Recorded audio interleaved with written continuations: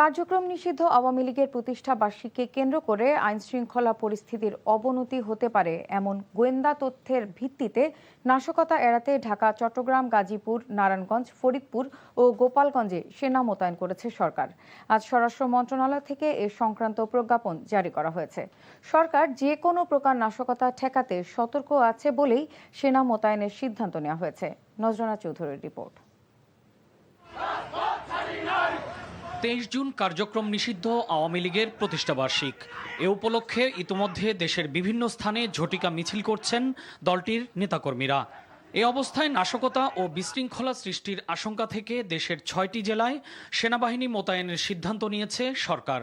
22 June থেকে 30 June পর্যন্ত সেনাবাহিনী মাঠে থাকবে বলে জানানো হয়েছে স্বরাষ্ট্র মন্ত্রণালয়ের এক প্রজ্ঞাপনে।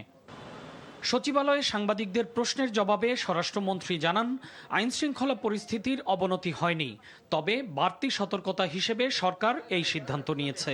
Dhaka metro, Chittagong metro, Narayanganj, Gazipur metro এবং এর বাইরে 2টি জেলা, তাতে আমরা ডিপ্লয় করেছি যাতে যে কোনো রকমের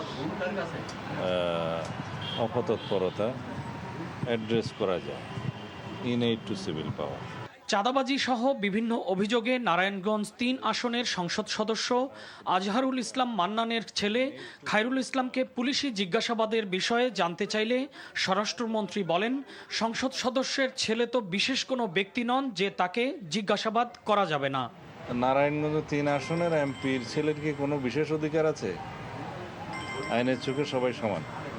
পুলিশের কাছে বিভিন্ন রকম অভিযোগ ছিল তার বিরুদ্ধে, সেগুলোর জন্য জিজ্ঞাসাবাদের জন্য তাকে তারা নিয়ে এসছে, জিজ্ঞাসাবাদ করেছে এবং প্রয়োজন মনে করেছে তার কাছ থেকে মোসলেকা নেওয়ার প্রয়োজন নিয়ে মোসলেকা নিয়ে ছেড়ে দিয়েছে।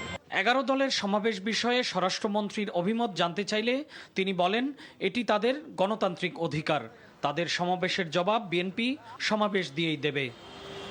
নজরানা চৌধুরী, এনটিভি নিউজ, ঢাকা।